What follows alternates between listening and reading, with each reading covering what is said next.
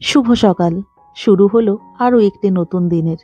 আর দিনের শুরুতে যখন সূর্যের লাল আভাটা চারিদিকে ছড়িয়ে পড়ে, তখন যেন সুন্দর জিনিস আরো সুন্দর হয়ে ওঠে। আজ হলো রবিবার, ঘড়িতে এখন সকাল ৮টা। তো আমিও স্নান সেরে একটু মিঠে রোদটা গায়ে মাখার জন্য ব্যালকনির সামনে এসে দাঁড়িয়েছি। আমাদের দেশ থেকে শীত প্রায় বিদায় নিলেও ইংল্যান্ডের ম্যানচেস্টারে কিন্তু ঠান্ডা এখনো বেশ ভালোই আছে। এই মুহূর্তে আজকে এখানে টেম্পারেচার হলো ১ ডিগ্রির মতন। তবে বেশ কিছু মাস ধরে ঠান্ডা জায়গায় থাকতে থাকতে এখন ঠান্ডাটা বেশ গা সওয়া হয়ে উঠেছে। ঠান্ডাটা এখন আর মন্দ লাগে না, বরঞ্চ ভয় লাগে গরমের নাম শুনলে। কারণ সিজন চেঞ্জ হওয়া মানে শরীর খারাপ তো অবধারিত। আর আমাদের এখনো পর্যন্ত ম্যানচেস্টারের NHS এ নামটা রেজিস্টার করা হয়নি। এখানে জানেন তো, চিকিৎসাও কিন্তু সবার ক্ষেত্রে, বিশেষত বাচ্চা আর বয়স্কদের জন্য পুরোটাই ফ্রি। তবে হ্যাঁ, তার জন্য কিছু প্রসেস ফলো করতে হয়। তো কি সেই প্রসেস, সেটা আজকের ব্লগে আপনাদেরকে জানাবো। তো নমস্কার, মহুয়াস টেলি ব্লগে আরও একবার আপনাদের সবাইকে স্বাগত জানাই। আশা করি আপনারা সবাই ভালো আছেন। আপনারা এখন ভাবছেন পুজো করতে করতে কি দেখাচ্ছি। দেখুন নকুলদানা সাইজগুলো কি বিশাল বড় বড়। সকালে স্নান সেরে একটুখানি চুলটাকে রোদে শুকিয়ে নিয়ে তারপরে চলে এসেছি পুজো করার জন্য। আর এখন নকুলদানাটা দিয়ে দিচ্ছি ঠাকুরের প্রসাদ হিসেবে। এখানে আবার নকুলদানাটাকে বলে সুইট মাখানা। তো প্রথমে যখন দেখতাম যে প্যাকেটের গায়ে ওরকম লেখা আছে, বুঝতে তো পারতাম না কি জিনিস লেখা। তো তাই জন্য ওইদিকে ফিরেও তাকাতাম না। তারপরে একদিন হঠাৎ করে দেখলাম, আরে এটা তো আমাদের নকুলদানা। আর তারপরে নকুলদানা কিনে আনা শুরু করি। তো যাই হোক, এদিকে সকাল সকাল আমি আমার পুজোটা শুরু করে দিলাম। আর পুজো সেরে তারপরে এখন চা চড়াতে চলে এসেছি। শুধু চা নয়, এর সাথে সাথে বাচ্চাদের ওই হট চকলেটও বানিয়ে দেবো। আজকে যেহেতু রবিবার, তো তাই অন্য দিনের তুলনায় একটু দেরি করেই ঘুম থেকে উঠেছিলাম। আর একটু দেরি করে ঘুম থেকে উঠলে আবার এই চা চড়াবার সময়টাতে বড্ড বেশি তাড়াহুড়ো করতে হয়। কারণ সুদীপ্তও উঠে পড়েছে আর বাচ্চারাও উঠে পড়েছে। তো তাই তাড়াতাড়ি করে আগে দুধটা বসিয়ে দিলাম গরম করার জন্য। আর দেখুন না, স্নান সেরে উঠে হাতে পায়ে একটু ক্রিম মাখারও সময় পাইনি। তো তাই দুধটা গরম করতে করতে এখন এই ক্রিমটাকে হাতে পায়ে মেখে নিচ্ছি। এখানে একটা অদ্ভুত ব্যাপার হলো, ঠান্ডা এত বেশি হওয়া সত্ত্বেও হাতে পায়ে কিন্তু ওই খড়ি টাইপের ফুটে যায় না, যেটা আমাদের দেশে হয়। মানে আমাদের দেশে যেরকম ঠান্ডা পড়ার সাথে সাথে স্কিন প্রচন্ড পরিমাণে রুক্ষ হয়ে যায়, এখানে আবার অতটা বেশি হয় না। তবে হ্যাঁ, আমি একটু বডি লোশনটা মাখি, তার কারণ ওই যে সুন্দর গন্ধটা বেরোয়, বেশ ভালো লাগে। আমার তো ক্রিম মাখতে ভালো লাগে তাই মাখি। তবে কেউ যদি স্কিপও দিয়ে দেয় ২-১ দিন, তাতেও কিন্তু স্কিন খুব একটা রুক্ষ হয়ে যাবে না। তবে হ্যাঁ, কার কিরকম স্কিন টোন সেটার উপরে অবশ্যই ডিপেন্ড করে। তাছাড়াও একটা জিনিস ভেবে পাই না, যে এখানে এত ঠান্ডার জায়গা তাতেও কেন স্কিন খুব বেশি রুক্ষ হয়ে যায় না। তো যাই হোক, এই কাজটা সেরে নিয়ে চাটা তাড়াতাড়ি রেডি করি। তোদের বিস্কিট, ওই কালকে বিস্কিটটা বার করেছিস? তুমি কি এই বিস্কিটটা খাবে? না না, আমরা ইয়ে খাবো। আমাদের টোস্ট বিস্কিটটা কোথায় গেল? এই তো, এইটা দে। মিষ্টি বিস্কুট দিয়ে চা ভালো লাগে না। আচ্ছা ঠিক আছে, তাহলে এই দুটো ভাইয়ের জন্য একটা আমি নিয়ে নিই। হ্যাঁ আবার একটা খেয়েছি। আচ্ছা ঠিক আছে। আর এই যে তোদের হট চকলেটটা হয়ে গেছে, গরম আছে। আর এখানে এখনো রেখে দেবো না ট্রেতে দিয়ে দেবো? আর ট্রেতে দিয়ে দাও। আচ্ছা ঠিক আছে।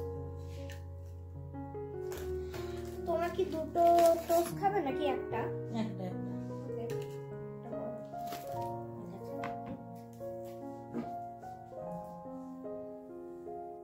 আজকে তো রবিবার।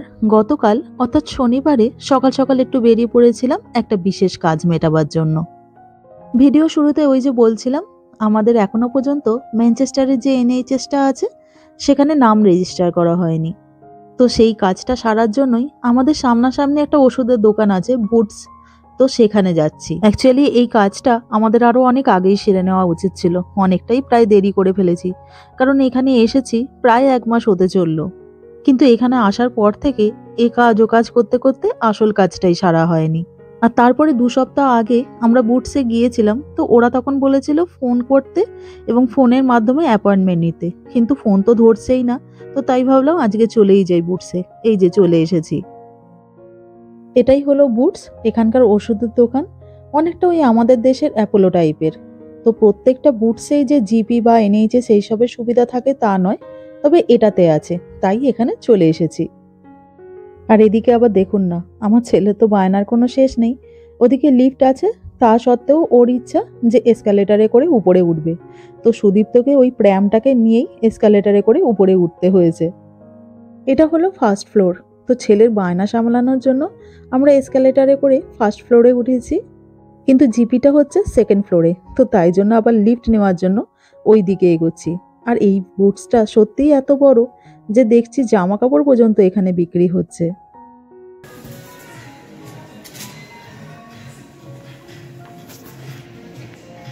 এই হলো এখানকার এনএইচএস। তো যে কোনো ধরনের সুবিধা অসুবিধায় ডক্টররা এখানেই অ্যাভেলেবেল থাকেন। আর আমরাও এখানে নাম রেজিস্টার করার জন্য চলে এসেছি। তবে ভিডিওটা আমি এই বাইরে পর্যন্তই নিলাম, কারণ ভেতরে ভিডিও তোলা অ্যালাউ নেই। গতকাল বুটস থেকে আমাদের 4 জনের জন্য 4খানা ফর্ম দিয়ে দিয়েছে। আর এই ফর্মগুলোকে ফিল আপ করে সোম থেকে শুক্রবারের মধ্যে যে কোনো একটা দিন জমা করে দিতে হবে। আর এখানে যত তাড়াতাড়ি আমাদের নামটা রেজিস্টার হয়ে যায় ততটাই ভালো। তার কারণ আবার কুহুদের স্কুলেতেও আমাদেরকে জানাতে হবে যে আমাদের নিয়ারেস্ট জিপি কোনটা। কারণ বাচ্চাদের স্কুলেতে বাই চান্স যদি কোনো ধরনের কোনো চোট আঘাত লেগে যায়, তো তখন যার যে জিপিতে নাম রেজিস্টার করা আছে তো তাকে সেখানেই নিয়ে যাওয়া হবে। এখন ফর্মগুলো ফিল আপ করছো নাকি? এই ফর্মগুলো ফিল আপ করে কাল বা পরশু নাগাদ আমাদেরকে সাবমিট করতে হবে। আচ্ছা আচ্ছা, প্রথমে যখন সাউথহ্যাম্পটনে এসেছিলে তখন কিভাবে কি অ্যাপ্লাই করেছিলে এনএইচএস এর জন্য? দেখো, এনএইচএস মানে হচ্ছে national health scheme, health service, ঠিক আছে? যখনই তুমি ইংল্যান্ডে এলে তোমাকে সবার আগে যেটা জিপি থাকে, মানে যেখানে তোমার পেশেন্ট রেজিস্ট্রেশন করতে হয়, সবার আগে রেজিস্ট্রেশন করতে হয়। তো আমরা সাউথহ্যাম্পটনে থাকাকালীন অলরেডি আমরা অনলাইনে রেজিস্ট্রেশন করে নিয়েছিলাম এবং আমাদের তুমি লক্ষ্য করবে প্রত্যেকের আমাদের 4 জনেরই এনএইচএস নাম্বার ছিল। তাই কি হয়েছে, আমরা যখন ম্যানচেস্টারে এলাম এনএইচএস নাম্বার আমাদের আর জেনারেট করতে হবে না, কারণ ওটা অলরেডি আমাদের এক্সিস্ট করছে। শুধু এই যে ফর্মগুলো তুলে আনলাম, দেখলে এখানে বুটস হচ্ছে আমাদের কাছাকাছি, আমাদের লোকেশন।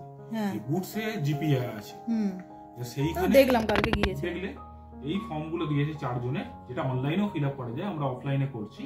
এই ফর্মটা আবার ডিটেলসে ফিল আপ করে আমাদেরকে সাবমিট করতে হবে অ্যালং উইথ আমাদের পাসপোর্ট কপি আর আমাদের এগ্রিমেন্ট কপি। এগ্রিমেন্ট কপি তুমি দেখতে পাচ্ছ এখানে, এগ্রিমেন্ট কপি। এটা হচ্ছে টেরেন্স, মানে আমাদের এগ্রিমেন্ট কপিটা। আচ্ছা, এখানে দেখো আমাদের অ্যাড্রেস লেখা আছে এবং ঠিক পরের পেজে দেখো আমাদের, যেহেতু আমরা 2 জন এখানে টেনেন্ট, তাই জন্য দেখো আমাদের 2 জনের নাম লেখা আছে। এই থেকেই বুঝতে হবে যে হ্যাঁ আমাদের কারেন্ট লোকেশন কোথায় এবং এই বুটসটা আমাদের কাছাকাছি জিপি কিনা, কারণ ওরা সবসময় আমাদেরকে রেফার করে যে নিয়ারেস্ট জিপি। বুটস দেখবে যে এই লোকেশনের সঙ্গে এই জিপিটা ক্লোজ বা নিয়ার বাই কিনা, যদি না হয় তখন ওরা অন্য জিপি কে রেফার করবে। ওই জন্য এখন আপাতত আমি ফর্মগুলো ফিল আপ করে রাখছি। আমার কাছে অলরেডি টেনেন্সি এগ্রিমেন্টের কপি ছিল, পাসপোর্টের কপিগুলো ওরা কোনো ছবি টবি কিছু ছবি লাগবে না, পাসপোর্টের কপিটা ওরা কালকে নিয়ে গেলে ওরা কপি করে নেবে অরিজিনাল থেকে, সেটা ওদের দায়িত্ব। আমাকে এখন এই 4 জনের আমাদের এই ফিল আপ করে কাল বা আর এইটা করে নিলে পরে যে কোনো কিছু করে নিলে কি হবে, যে কোনো প্রবলেম হলে, ইমার্জেন্সি সিচুয়েশন হলো, তখন তুমি কি হলো নিয়ারেস্ট জিবি বুটসে যেতে পারবে। 8টা থেকে 8টা timing, Monday to Friday, Saturday Sunday তোমার ইমার্জেন্সি পুরোপুরি ফ্রি অফ কস্ট হয়। পুরোপুরি ফ্রি অফ কস্ট, ডিপেন্ডস তোমার কোনো আউটসাইড জিপি কোনো কিছু ট্রিটমেন্ট লাগবে কিনা। নর্মাল যেটা তুমি ওখানেও দেখেছো, ওরা এখানে নর্মাল চেকআপ গুলো করবে, যদি হসপিটালে রেফার করতে হসপিটালে রেফার করে ফ্রি অফ কস্ট। যদি কোনো দরকার পড়ে আমাদের পেড সার্ভিস, যেমন ফিজিওথেরাপি হতে পারে, অন্য কোনো তোমার কোনো ট্রিটমেন্ট হতে পারে, সেটা ওরা বলে দেবে। বাট আপাতত এই যদি জিপি আমাদের সরকারের যে কোনো সমস্যা হলে তুমি ওখানে যেতে পারবে। বাচ্চাদের ভ্যাকসিনেশন ওখান থেকেই, হ্যাঁ ও তো টুকগুর তো ভ্যাকসিনেশন হলো, টুকগুর হলো, মামামের হলো, ভ্যাকসিনেশন তো পুরোপুরি ফ্রিতে হলো। এবং টুকগুর ওই প্রথমে এসেছিলাম রাইনো ভাইরাস হয়েছিল, ওষুধ পালা থেকে সবই ফ্রি ছিল। জিপি নেই, বাই চান্স যদি ধরো কোনো একটা কোনো কোল্ড ফ্লু কোনো কিছু হলো, কোনো ভ্যাকসিন দিলো, এখনো পর্যন্ত আজকের ডেটে আমাদের কোনো জিপি আমাদের এখনো পর্যন্ত ম্যানচেস্টারে নেই, ম্যানচেস্টারে। তাই আমাদেরকে ইমিডিয়েটলি এটা ফিল আপ করে জমা দিতে হবে, যাতে কিনা আমাদের নাম এদের এখানে রেজিস্টার হয়ে যায়। এখনো পর্যন্ত আমাদের নামটা সাউথহ্যাম্পটনে আছে, আমি এখন ওখানকার মেল পাই। তাই এখানে যেই হয়ে যাবে তখন ট্রান্সফার হয়ে যাবে, তখন আর ওখান থেকে তুমি মেল পাওয়া বন্ধ হয়ে যাবে। আচ্ছা আচ্ছা, ধরো আমাদের তো এনএইচএস নাম্বার ছিল সাউথহ্যাম্পটনে, তো সেগুলো ওরা জেনারেট করে করে দিল। কিন্তু ধরো ফার্স্টেই কেউ যদি ধরো ইংল্যান্ডে আসছে, মানে প্রথম দিন, তো তার ধরো 1 উইকের মধ্যে বা 2 সপ্তাহের মধ্যে তো ওরা তো ইয়ে করে নেবে। হ্যাঁ, তো তখন কিভাবে অ্যাপ্লাইটা করতে হয়? ওই সেম প্রসেস? দেখো প্রসেসটা সেম, এই যে ফর্মগুলো দিয়েছে এটা তুমি অফলাইনও সাবমিট করতে পারো যদি তুমি নিয়ারেস্ট জিপি জানো, অনলাইনেও তুমি পেশেন্ট রেজিস্ট্রেশন ওখানে গিয়ে করতে পারো, গভর্নমেন্টের সাইট আছে। এবার কি হবে, প্রথম যে এখানে আসছে ফার্স্ট টাইম তার তো কোনো এনএইচএস নাম্বার হবে না, এই ফর্মটা ফিল আপ করে যখনই জমা দেবে 1 থেকে 2 সপ্তাহের মধ্যে অটোমেটিক্যালি তুমি যদি যাও, তুমি নেটে যদি সার্চ করো মাই এনএইচএস নাম্বার দিয়ে তোমাকে কি করো, তোমার সারনেম, তোমার ফার্স্ট নেম, তোমার পোস্ট কোড, যে প্লেস অফ স্টে আছে, আর তোমার ডেট অফ বার্থ দিতে হবে। দিলেই সঙ্গে সঙ্গে তোমার এনএইচএস নাম্বারটা ইদার তোমার মেলে পাঠাবে, নয়তো টেক্সট করবে, আর নয়তো তোমাকে বাই পোস্ট পাঠাতে পারে। কিন্তু এই ক্ষেত্রে আমাদেরটা অ্যাপ্লিকেবল নয়, কারণ এনএইচএস নাম্বার আমাদের কাছে অলরেডি আছে, ওরা শুধু জিপিতে রেজিস্ট্রেশন করবে। সাউদার্নটানে থাকার সময় আমাদের প্রথম যেটা করতে হয়েছিল, এইরকমই ফর্ম আমি অনলাইনে সাবমিট করেছিলাম। সাবমিট করবার 1-2 সপ্তাহ পরে আমার কাছে বাই পোস্টে এনএইচএস নাম্বার এসেছিল। তারপর থেকে তো এনএইচএস নাম্বার আমাদের কাছে আছে। এইটা যতদিন তুমি এখানে থাকবে এনএইচএস নাম্বার চেঞ্জ হবে। এই নাম্বারটা তুমি এখন যে ম্যানচেস্টার গেছো, কালকে তুমি যে লন্ডনে যাও বা যে কোনো লন্ডন নন লন্ডন যে কোনো লোকেশনে যাও, তোমার এনএইচএস নাম্বার ইনট্যাক্ট থাকবে, শুধু তোমাকে বারে বারে জিপিটা চেঞ্জ করতে হবে। আচ্ছা, এনএইচএস এ যতটা তাড়াতাড়ি সম্ভব নাম রেজিস্টার করে নেওয়াটা খুব ইম্পর্টেন্ট। আমাদেরই একটু দেরি হয়ে গেল, ওই 1 মাস হয়ে গেল প্রায় হতে চললো আর কি, আমরা এখানে এসে গেছি, কিন্তু একটু আমাদের দেরি হয়ে গেছে। তো যাই হোক, আমাদের মানে গুডসে আমরা ফোন করতে বলেছিল আমাদেরকে, তো ফোন করছিলাম, কিছুতেই ফোন ধরছিল না। তো তাই জন্য কালকে আমরা তো দোকানে গেলাম, দেখতেই পেলেন, তো গিয়ে আর কি সবকিছু পেপার টেপার নিয়ে এসেছিলাম। তো দেখি সোম থেকে শুক্রবারের মধ্যে আমাদেরকে বলেছে জমা করতে। তো যতটা তাড়াতাড়ি সম্ভব এটা করে দিলে কি হয়, বাচ্চা কাচ্চা নিয়ে আছি, এমনিতেই ঠান্ডা, হয়তো কোনো সময় যদি শরীর টরীর খারাপ হয় তো তখন আর কি যে ওদের যে সুবিধাটা পাওয়া যায় সেটা পাবো না যদি না নামটা রেজিস্টার করা থাকে। তো যতটা তাড়াতাড়ি করে নেওয়া যায় ততটাই ভালো। তো ও তো ফিল আপ করে নিচ্ছে, হয়তো কাল পরশুর মধ্যে জমা দিয়ে দেবো আমরা, তাহলে মোটামুটি এই প্রবলেমটা সলভ হয়ে যাবে। কারণ এটাতে সত্যি অনেক উপকার পাওয়া যায়। টুকু যখন মানে আমরা যখন এখানে নতুন আসি, টুকুর আর কি খুব বাজেভাবে একবার মানে খুব শরীর খারাপ হয়ে গেছিল, তো তখন আমাদের এনএইচএস এ যেহেতু নামটা রেজিস্টার করা ছিল বলে অনেক উপকার পেয়েছিলাম, এবং পুরোপুরি ফ্রি অফ কস্ট। অনেক দামি দামি ওষুধও আমাদেরকে পুরোপুরি ফ্রিতে দিয়ে দিয়েছিল। তো এইটা করে রাখাটা খুব ইম্পর্টেন্ট, কারণ বিদেশ বিগুয়ে কোথায় কি হয় বলা তো যায় না। দেখতে দেখতে বেলা 12টার মতন বেজে গেল, আর সুদীপ তো স্নান সেরে উঠেই এইসব কাজকর্মগুলোকে নিয়ে বসেছে, আর আমিও ওদিকে বাচ্চাদেরকে স্নান করিয়ে দিয়েছি। আর আজকে আবার যেহেতু রবিবার, তো তাই বাড়িতে একটুখানি বিরিয়ানি বানাচ্ছিলাম। তো বিরিয়ানিটা এখনো পর্যন্ত পুরোপুরি কমপ্লিট হয়নি, আর একটুখানি হবে।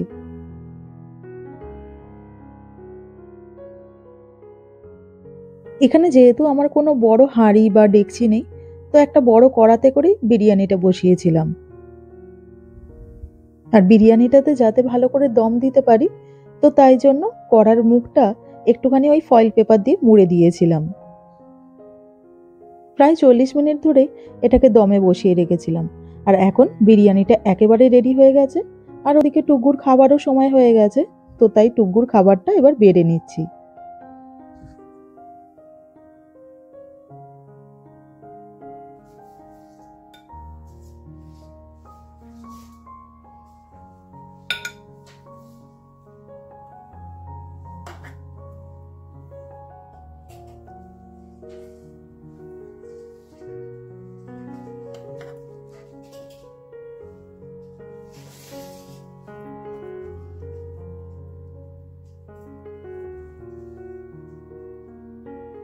টুকুর খাবার তো বাড়া হয়ে গেছে, তো ওকে খাইয়ে নিয়ে তারপরে আমরা খেতে বসবো। আর যাতে আমাদের বিরিয়ানিটা ঠান্ডা না হয়ে যায়, তো তাই জন্য ওই ফয়েলটাকে আবার একবার চাপা দিয়ে, আর উপর থেকে ওই কড়ার যে ঢাকা সেটাকে চাপা দিয়ে দিলাম।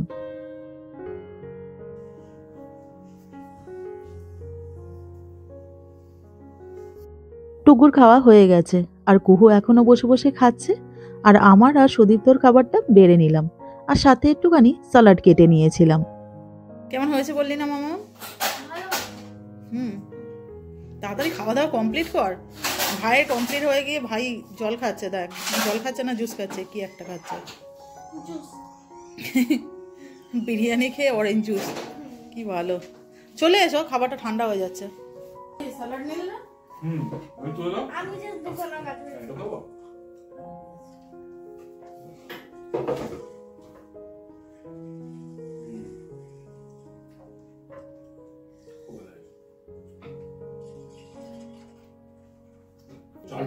ভালোই ছিল মানে আমি কিন্তু অল্প কিছু অল্প দিকটা অল্প একটু করে শুকনো করেছি। চাল।